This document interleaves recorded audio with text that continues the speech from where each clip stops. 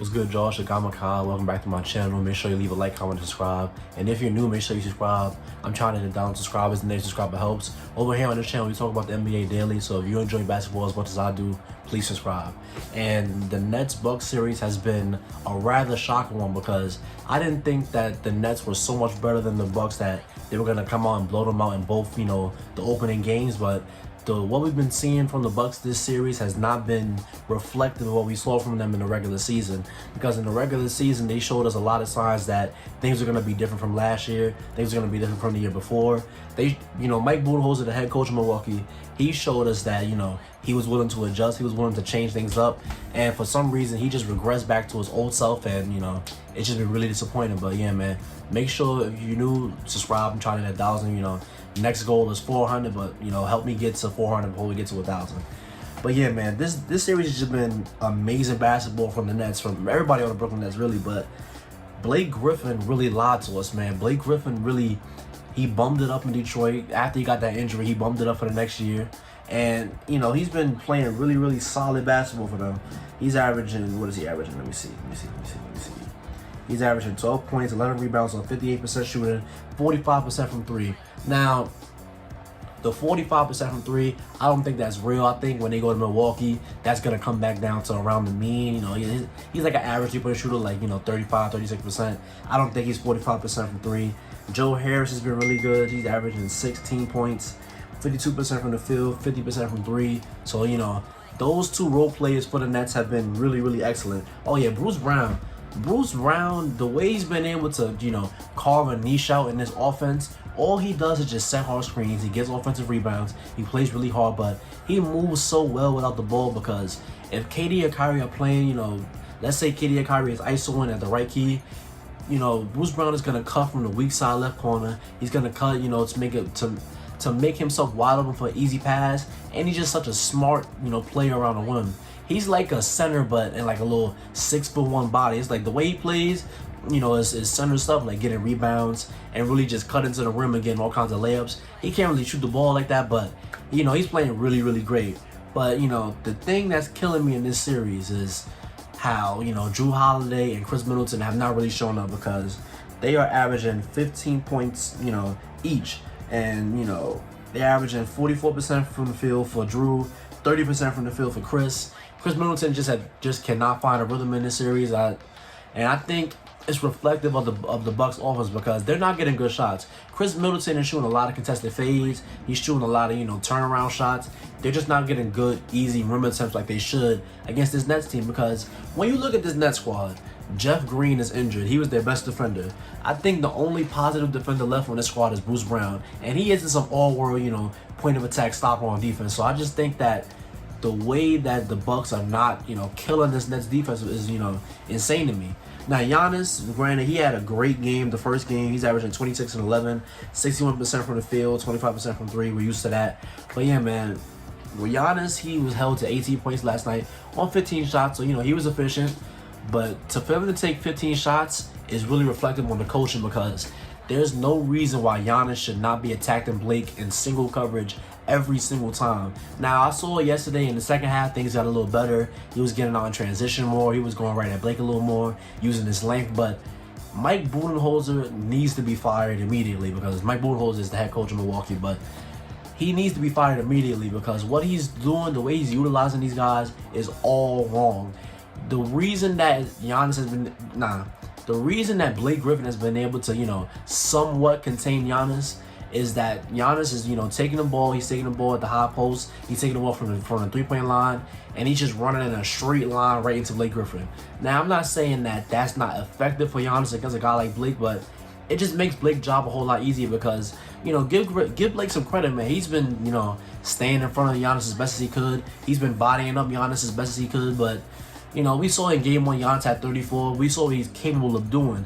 But yeah, man, this Bucks team is just really, really sad. But the thing that's really killing me is the defense that this Bucks is running because I did not expect it to go like this.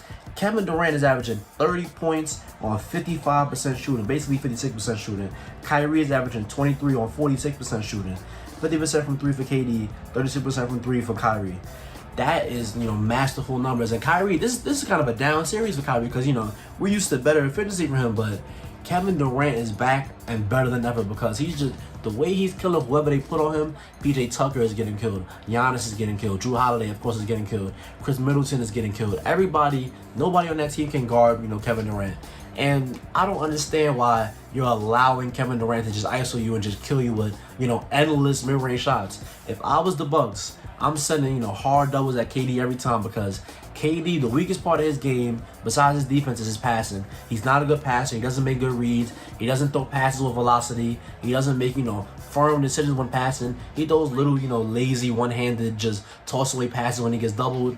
And I think that's your best bet of somewhat containing KD. PJ Tucker has, done as much as he could because he's playing, solid defense. He's contesting a lot of these shots, but the thing with KD is that when you contest, he's so tall, the release point is so high, it don't really matter.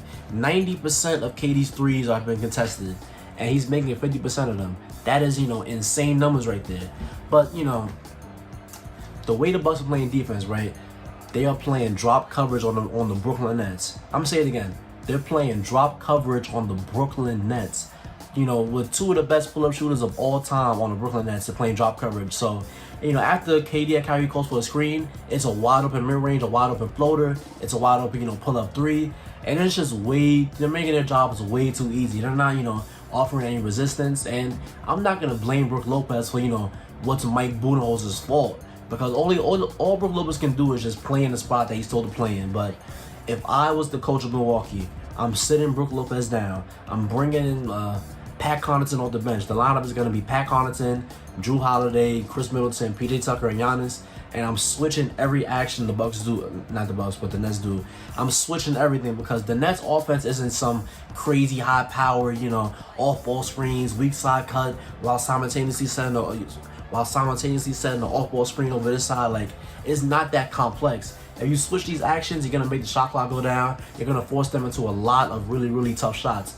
Granted, this might not be the, what it takes to win. Because, the Nets are known for being able to make a lot of tough shots. But at least make it harder on them because it's way too easy. It's way, way too easy in my opinion. So, if the Milwaukee Bucks want to come back, and, I'm not going to sit here and say the series is over because it's 0-2. I've seen a lot of 0-2 comes back in my life.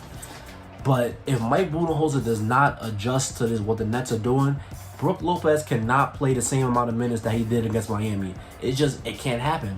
Brook Lopez, what he's giving you on offense is not worth what he's giving up on defense. And, it's just been really, really sad to see Chris Middleton go back into the whole playoff, choker narrative. But the Bucks offense just really isn't all that great. And another thing I don't understand, why does Mike Budenholzer just want Giannis to just, be run and dunk, man? Just take the ball and just run in a straight line and dunk. There were a couple plays last night, right? Drew Holiday, Giannis, Antetokounmpo pick and roll.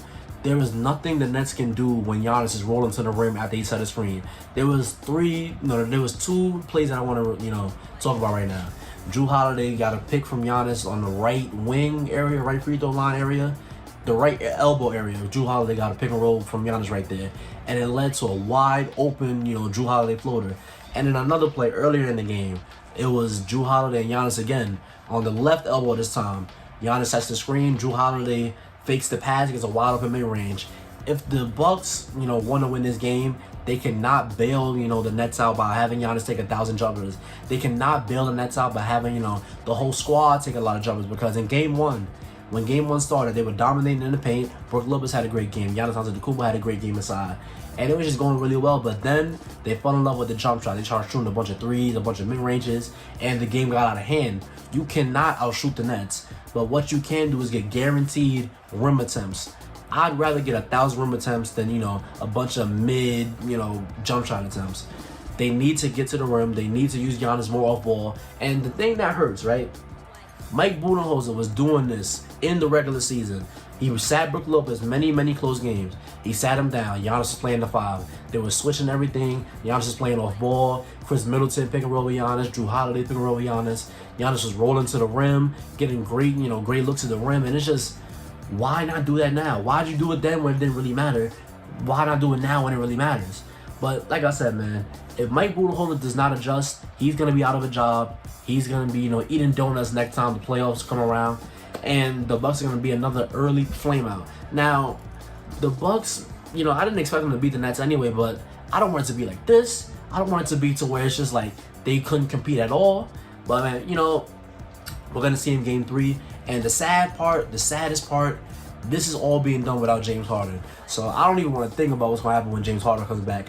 If the Bucks continue to play the same way, if they make those adjustments that I suggested, I think this game, you know, I think this series can go more their way, but we're going to have to see. But yeah, if you stayed to the end of this video, thank you. Don't forget to like, comment, and subscribe, and I'll see you on the next one.